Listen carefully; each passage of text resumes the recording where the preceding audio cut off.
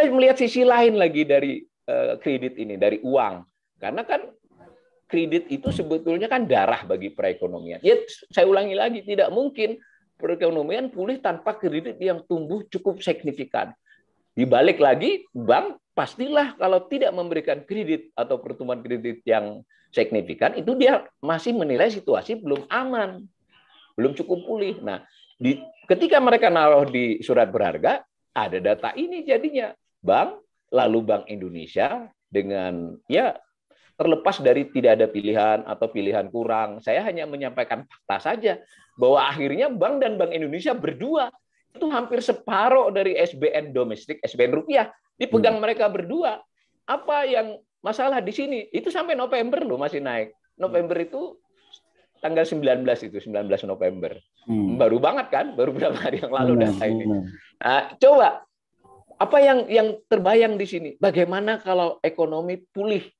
Itu bank kan harus menambah likuidnya yang sangat liquid. SBN itu liquid ya, tetapi dia butuh duit untuk kredit. Nah, dia kan harus mencairkan SBN-nya yang 5 tahun, 10 tahun. Pilihannya dua. Dia jual di pasar. Nah, pasarnya selama ini dia juga dengan Bank Indonesia. Karena asing nanti wait and see. Sementara asuransi dan pensiun udah maksimal. Individu yang didorong-dorong, emangnya berapa banyak duit individu yang juga harus membagi dengan deposito dan sebagainya. Nggak bisa menurut saya. Ini salah satu kerentanan. Aman tapi rentan. Ya aman buat bank, aman buat perekonomian. Pemerintah masih dapat. Tapi kalau berlanjut, apa kira-kira yang terjadi? Ya pemulihan akan tersendat oleh karena ini.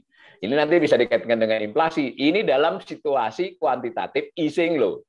Dalam situasi negara-negara maju belum mengetatkan. Kalau mereka mengetatkan, makanya saya lihat Kementerian Keuangan sudah antisipasi itu dengan tidak jadi rencananya penerbitan SBN itu mencapai 1.500, kelihatannya hanya akan 1.100. Nah, itu kan sudah tindakan bijak itu. Tapi ada juga aspek tidak bijaknya menurut saya yang dipakai lalu SAL. Loh, kok SAL yang dipakai untuk nopang BUMN? Kenapa SAL nggak dulu dipakai untuk karena apa itu namanya lockdown itu misal? Tapi itu udah lewat, terserah pemerintah lah. Saya udah sampai begitu nih ngomongnya nggak enak ya. Tapi ya ini faktanya begini soalnya. Nah, itu aspek kredit. Bagaimana dengan aspek penjualan real? Ya, ada perbaikan, betul sekali. Di beberapa bulan terakhir, perbaikan. Nah, yang data baru sampai September ini dari survei Bank Indonesia ya. Yang Oktober masih perkiraan dia. Tetapi apapun, ambil saja Oktober dianggap membaik 193,5. Itu masih dugaan yang real 189,5. Kalau kita kaitkan dengan tahun-tahun sebelum pandemi kan jauh.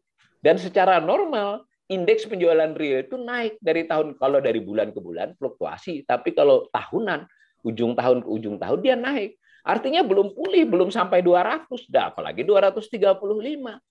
Jadi penjualan real eceran ya, penjualan eceran ini surveinya, itu belum, sedikit membaik. Nah, saya lebih ekstrim, ada satu bagian sub, jadi ada 7 kelompok penjualan eceran, salah satu kelompok ada subnya. Dan karena penting oleh Bank Indonesia disajikan, yaitu sandang. Sederhananya sandang ini kan benar-benar terkait daya beli. Orang bisa merupakan pilihan kesekian untuk beli sandang kan. Kalau nggak punya duit kan nggak belilah.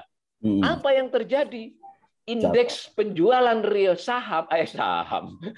indeks sandang itu hanya 57 pada September 2021. Apa artinya? Ini kan tahun dasarnya Januari 2010 sama dengan 100. Penjualan real sandang itu hanya 57% dibandingkan 2010. Mau bicara apa kita? Tentang bahwa kondisi ini serius. Nah, bahkan pada tahun-tahun 2019 sebelum pandemi kan jelas lebih tinggi dari 2010, 240, 188. Kalau benar-benar pemulihan sudah kuat, ini akan kembali ke angka 200-an. Kurang lebih begitu ya indikasinya. Ya, jauh. Lalu berikutnya lagi indeks keyakinan konsumen dari Bank Indonesia. Saya nggak punya perkiraan ya, saya pokoknya nyajikan yang dari otoritas saja. Betul ini, Oktober ini tiba-tiba IKK naik jadi 113,4 ya, jadi optimis tiba-tiba. Sementara sebelumnya kan sampai di bawah optimis itu. Tetapi jangan lupa ya, dari pengalaman beberapa bulan terakhir ini fluktuasinya luar biasa. Dari Juni yang optimis ke Agustus itu lompatannya jauh sekali. 107,4 jadi 77,3. Beda dengan tahun-tahun sebelumnya yang fluktuasi tapi terukur ketika masa normal ya. Dan satu lagi, IKK itu terdiri dari dua. Indeks keyakinan terhadap kondisi terkini dan ekspektasi. Ini yang menopang adalah ekspektasi. Jadi orang Indonesia itu memang banyak imannya, jadi berharapnya tinggi. Tapi nanti gampang jatuh lagi kalau harapannya tidak terpenuhi. Kurang lebih begitu dari dan jangan lupa indeks keyakinan konsumen ini respondennya kelas menengah, Pak. Nggak ada orang miskinnya. Karena metodenya Bank Indonesia untuk survei konsumen hanya terkait dengan kelas menengah by phone. Dan dia ada blok-bloknya. Ini sudah 20 tahun dilakukan survei ini. Kalau nggak percaya ini, ya bagaimana lagi kita? Nah, kemudian bagian dari IKK itu ada yang namanya soal lapangan kerja. Yang biru menunjukkan keyakinan konsumen itu terhadap ketersediaan lapangan kerja sekarang. Jadi kalau ditanya, menurut Anda sekarang lebih baik nggak dari 6 bulan yang lalu? Jumlah yang menjawab lebih baik dan yang lebih buruk di balance scorecard ya. Nanti dapat indeks. Kalau di bawah 100 itu ya berarti pesimis. Nah, maka sampai bulan Oktober tadi semua responden itu seluruhnya mayoritas itu mengatakan kondisi ketersediaan lapangan kerja lebih buruk dari 6 bulan yang lalu. Nah, kita bisa ngait nih 6 bulan yang lalu masih pandemi 6 bulan yang lalu. Nah, udahlah. Cara membacanya agak sedikit unik tapi intinya jauh ya. Tetapi ini konsumen menarik, kelihatannya gaung narasi pemerintah berhasil ya, ekonomi akan pulih dan seterusnya itu. Tetapi ya kita lihat nanti sudah 133,4 tetapi sempat mengalami 91 2 bulan berturut-turut. Sebelumnya indeks ekspektasi berarti apakah Anda yakin 6 bulan yang akan datang ada pekerjaan? Nah, kalau dia jawab iya, optimis, nah, dibandingkan dengan yang menjawab pesimis, itu kita sudah pernah mencapai level pesimis. Sepanjang sejarah baru Juli Agustus itu. Nah, lalu kemudian indikator yang terakhir untuk pemulihan yang saya pakai maksudnya, tentu ada indikator lainnya, adalah terkait dengan eksternal. Ini benar sekali bahwa ini satu-satunya yang tidak terdampak secara angka ya di masa pandemi. Yang lain-lain memburuk, current account kita itu defisitnya berkurang tahun 2020 itu. Membaiklah. Tetapi nanti dulu itu ada faktor-faktornya. Dan mari kita lihat apa kata IMF di tahun-tahun mendatang. Kembali lagi batang biru itu defisitnya membesar. Nah, kurang lebih hanya ini ada berarti perekonomian kita. Ini sangat bergantung pada eksternal. Dan jangan lupa tadi ada soal inflasi tadi di sini itu masuknya transmisinya di sini. Karena menurut IMF kita masih akan defisit lagi, kembali ke defisit semula. Nah, lalu aspek eksternal juga kita memang membutuhkan modal asing, baik itu foreign direct investment, pesan langsung, portofolio kah atau investasi lainnya. Tetapi kita harus bayar.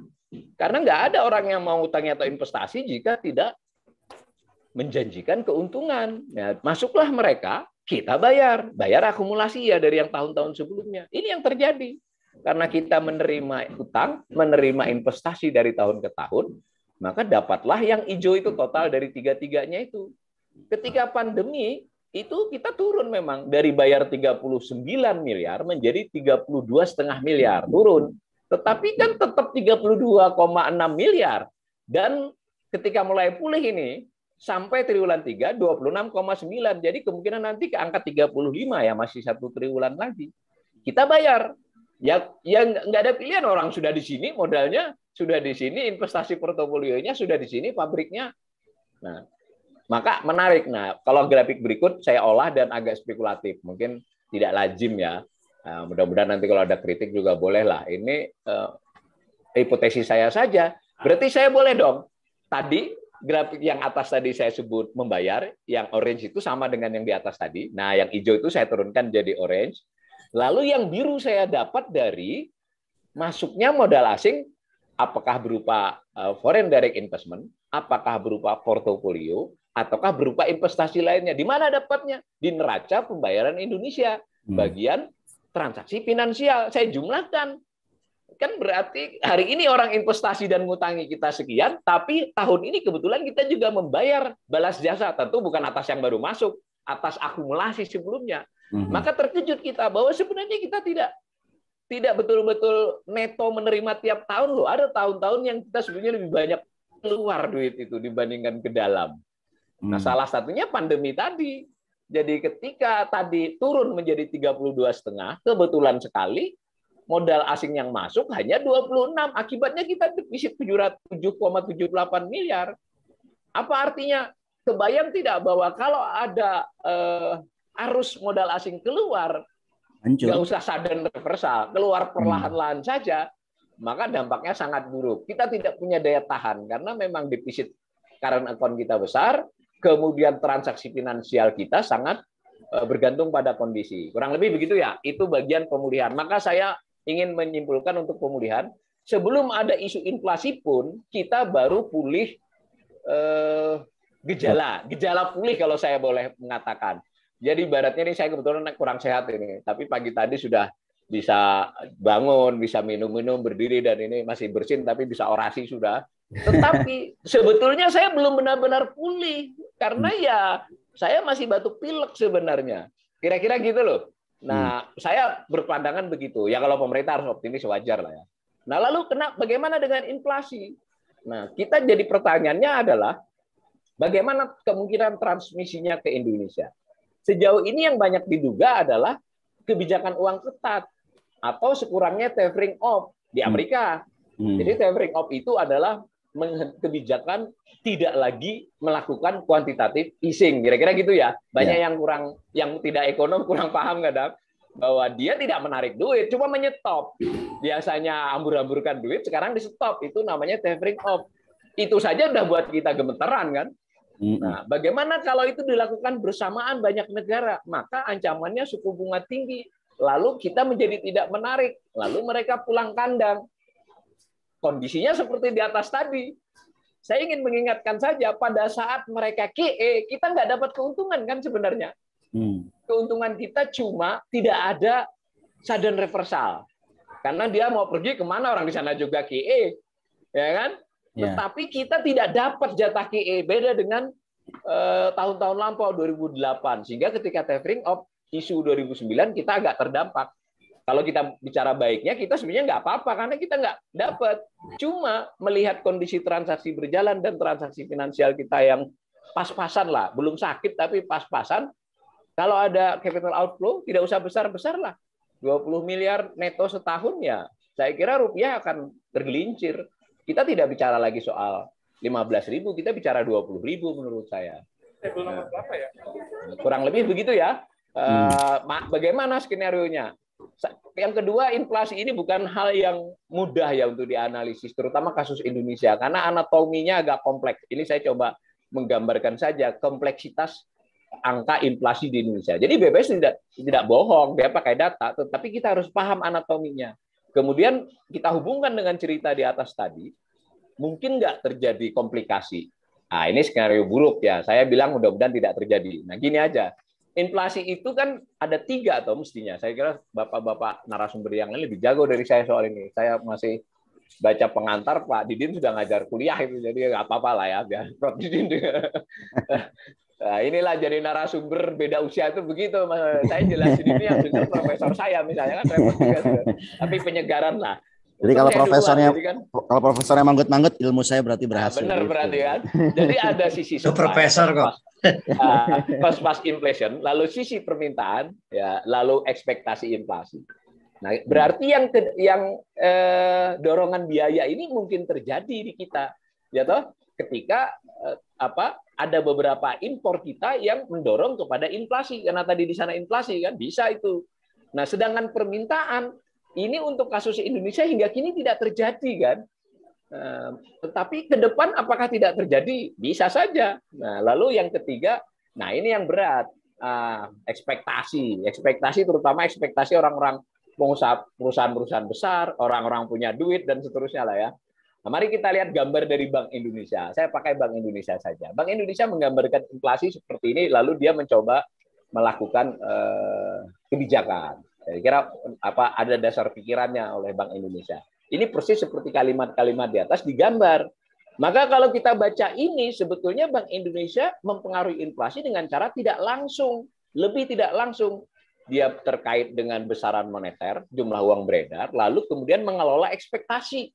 Kurang lebih begitu. Nah, lalu masing-masing itu ada jalurnya. Ya, oke, ini nggak saya jelaskan, nanti diketawain sama guru-guru saya di sini. Tetapi lalu dengan cara seperti itu, mari kita lihat inflasinya bagaimana. Nah, gambarnya begini. Memang inflasi tahun-tahun terakhir ini luar biasa rendah ya. Itu 1,66 sampai Oktober ini. Paling nanti 2,5. 2020 1,68. 2019 2,72. Yang biru itu ya, inflasi umum. Tetapi jangan lupa, saya ingin mengingatkan, inflasi bahan makanan dan makanan jadi, minuman, rokok, tembakau itu selalu lebih tinggi daripada inflasi umum. Dan dua hal ini adalah yang real dihadapi masyarakat kebanyakan. Ini ingatan kita. Karena inflasi kan keranjang produk.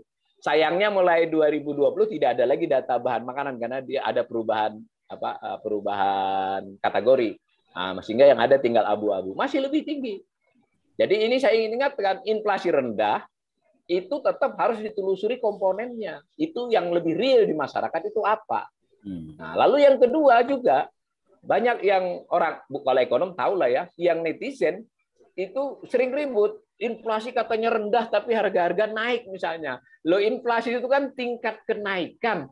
Kalau dia 2%, ya tetap aja harga barangnya naik kan. Kalau turun deflasi namanya. Karena itu kita harus juga melihat indeksnya, realnya tetap naik. Ditambah dengan keranjang tadi. Maka ancaman terhadap inflasi yang sudah terkendali 5-6 tahun ini tetap ada. Itu yang saya ingin tegaskan ya, tetap ada. Nah, yang berikut saya ingin sampaikan yang makanan, minuman, nah, tembakau, karena tadi bahan makanan, kesehatan. Dua-duanya indeks harga, ini indeks ya, bukan inflasinya. Lihat, jauh lebih tinggi daripada yang abu-abu. Dan kebetulan dua komponen pengeluaran ini, kelompok-kelompok pengeluaran dua inilah yang paling real sedang dihadapi oleh masyarakat kan. Nah, satu lagi, inflasi itu dibagi inti harga yang diatur pemerintah, barang yang bergejolak. Apa yang tersaji di gambar ini, yang abu-abu itu yang bergejolak, baik itu energi ataupun makanan ataupun, tapi sebagian ya, kalau energi kan ada juga yang diatur pemerintah, itu selalu lebih tinggi. Maka tadi ketika ada inflasi karena impor tadi, yang abu-abu ini yang bermasalah kan. Inti mungkin bisa dikendalikan. Nah, yang lain lagi satu untuk inflasi, kita kadang lupa ya, inflasi itu kan keranjangnya 700 barang, masing-masing kota ada yang 250, 300 sesuai kotanya. Nah, kemudian ada yang disebut garis kemiskinan, kalau kita ingat kan, itu ada komoditas yang dihadapi orang miskin, dia punya inflasi juga. Mari kita lihat di slide berikut. Kan kita bisa menganggap garis kemiskinan itu adalah inflasi yang dihadapi penduduk miskin. Apa yang terjadi? Penduduk miskin menghadapi tingkat inflasi yang lebih tinggi daripada inflasi umum. Mau pakai garis Maret, mau pakai garis September. Kalau kita bagi dua, tapi itu khusus September ya, yang kedua itu, makanan dan non-makanan, yang abu-abu kembali kan. Nah, mereka menghadapi itu, orang miskin. Maka inflasi rendah itu tidak sepenuhnya, ya tetaplah menurut saya memang itu prestasi ya dari otoritas. Tetapi anatomi ini menunjukkan kita masih bermasalah dengan inflasi, harus dipikirkan ulang. Nah, kesimpulan sekarang, kalau saya dibiarin kelamaan nanti Mas Nur. Itu satu, pemulihan ekonomi Indonesia setelah terdampak pandemi menurut saya belum terjadi secara berarti hingga saat ini. Gejala pemulihan ada. Jadi saya memuji bahwa ya tadi, ibarat saya tadi batuk pilek, saya sudah mulai bisa bangun, bisa makan sendiri, sebelumnya disuapi istri saya misalnya. Tetapi saya belum sembuh dari batuk pilek saya. Dan proyeksi ke depan dari dua pihak yang saya pakai tadi. Satu IMF, dua pemerintah sendiri loh, bukan orang lain. Mereka narasinya optimis, angkanya enggak. Gitu menurut saya. Silakan nanti peserta menyimak. Lalu inflasi tinggi di banyak negara maju itu kemungkinan memang akan menghambat, sedikit menghambat, terutama tadi soal inflasi impor maupun kemungkinan uang tetap. Tapi andai itu tidak ada pun, kita masih yang pertama tadi loh. Nah, yang ketiga, ketika ada QE, kita sebetulnya tidak banyak dapat keuntungan. Dibuktikan oleh kepemilikan SBN asing itu justru turun selama pandemi. Berarti kan nggak ada duit masuk beli SBN. Dan kalau kita lihat net buy di pasar saham juga tidak signifikan, ya gitu-gitu aja, wait and see lah. Nah, hanya memang harus diakui karena ada QE itu kita tidak ada capital outflow kan. selama ini 1,5 tahun. Tapi bagaimana nanti jadi masalah serius kan? Wajarlah kalau Bu Sri Mulyani udah mulai teriak, ini bahaya kan? Menteri Keuangan sudah khawatir, apalagi pengamat yang memang dasarnya khawatiran kan? Saya khawatiran karena maksudnya baik ya. Nah, tadi saya sudah uraikan inflasi rendah itu harus dicermati. Ada banyak aspek. Kalau otoritas ekonomi tidak bisa hanya mengandalkan angka agregat, karena dia bertanggung jawab atas penduduk miskin, dia bertanggung jawab atas seluruh rakyat Indonesia, tetap harus. Dan itu tidak mungkin Bank Indonesia. Mengapa? Karena ternyata ada fenomena ketika jumlah uang beredar luas, M2 begitu pesat naik, inflasi tidak terjadi. Juga tidak, PDB juga tidak naik. Itu kan berbeda dengan pola normal. Karena dia begitu, berarti duitnya tidak mengalir ke sektor real. Dia di langit-langit saja, tidak turun ke bumi.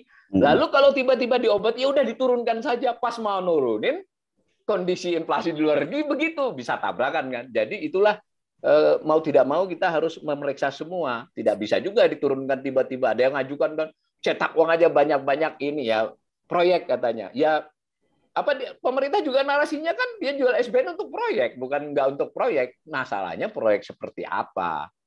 Nah, maka saya kira saya sekali lagi mengajak kita semua lebih hati-hati bahwa ini ekonomi Indonesia mencapai titik transisional yang sangat sulit. Di satu sisi kita mengalami gejala-gejala perbaikan. Nanti kalau kita tidak hati-hati, misalnya saya gula darah, saya ambil contoh juga, kebetulan saya gula darah, waduh darah saya turun, terus mulai lagi saya minum kopi pakai gula dan sebagainya, ambruk tiba-tiba kan. Nah, karena itu saya khawatir akan ada krisis dan itu bisa disebut stagflasi. Tapi untuk kasus Indonesia jangan pakai ukuran yang wajar. Ukuran umum itu kan stagflasi itu kontraksi plus inflasi. Indonesia nggak bisa dong, karena Indonesia itu nggak ngapa-ngapain aja, petani itu nanam kok. Jadi batas kita itu sebenarnya 4%. Kalau di bawah 4% itu sebetulnya kita kontraksi dalam konteks pengelolaan otoritas. Maka kalau sampai di bawah 4%, lalu inflasi kemudian ke arah 5 apalagi lebih, itu bisa saya sebut stagflasi. Dan itu saya khawatir, itu bukan 2020 ya, 2022. Saya curiga di semester 2022, semester 2 dan tahun 2023 kita akan mengalami stagflasi tanda petik ya, bukan kontraksi tapi. Maka pemulihan grafik di depan tadi bukan P tetapi bisa W, Mas Ahmad Nur Hidayat. Pandemi tidak ada. Begitu ya. Mudah-mudahan jangan disikapi sebagai berita buruk ya, tapi menganjurkan agar otoritas ekonomi lebih waspada. Assalamualaikum warahmatullahi wabarakatuh. Waalaikumsalam warahmatullahi wabarakatuh. Saya sengaja nggak mau stop Bang Awalil karena isinya daging semua Bang ini isinya. Ini isinya data-data yang membuat kita kalau orang mungkin menuduh nggak ada datanya. Ini data semua dan data ini menunjukkan satu hal yang tanda kutip ya harus kita cermati. Ini kayak di tengah-tengah kita ini banyak juga Bang yang mantau ini dari otoritas, ada dari otoritas fiskal, otoritas moneter, ingin juga mendengarkan apa sih opini di luar sana kan gitu. Dan kelihatannya ini menurut saya sangat bermanfaat sekali ya buat kita semua dengan data-data ini. Saya membayangkan begini ya Bang, ini menarik ya, temuan Abang ini bisa jadi headline loh Bang. Jadi orang pemerintah menyampaikan satu narasi akan optimis dengan data-data yang tadi ada skenario optimis dan pesimis, dan itu menunjukkan naik semua. Tapi kenyataannya sampai 2025 itu belum kecapai di masa kita sebelum pandemi. Ini kan satu pertanyaan kebijakan publiknya adalah resources yang dipakai, yang digunakan itu so what gitu loh kan. Ini kan ada opportunity cost yang kita gunakan. Pertama adalah biaya APBN dalam hal ini, yang kedua adalah waktu. Ya kalau kita belum pulih, ya kalau Abang lagi sakit kemudian agak pulih sih memang, tapi pulihnya panjang gitu, itu kan merugikan ya Bang ya, merugikan semua gitu. Nah ini menarik sekali saya kira, dan saya ingin ucapkan terima kasih kepada Bang Awalil. Nanti kita akan balik lagi ke Bang Awalil. Soalnya saya bingung mau ditanyain apa nih, pertanyaannya banyak nih Bang yang, tapi intinya narasinya ini adalah menguatkan satu indikasi bahwa kita perlu waspada. Dan tadi kewaspadaan ini didasari oleh sebuah data, dan saya kira ini nanti akan di-equip lagi, akan diperkaya lagi oleh narasumber kita yang lain. Ada Profesor Didin, ada Bu Afiliani, ada Profesor Antoni Budiawan. Prinsipnya bagaimana Amerika menyelesaikan problem internal dalam negeri karena utangnya 120% dari PDB, belum ada persetujuan dari partai publik untuk batas atas dari utang itu.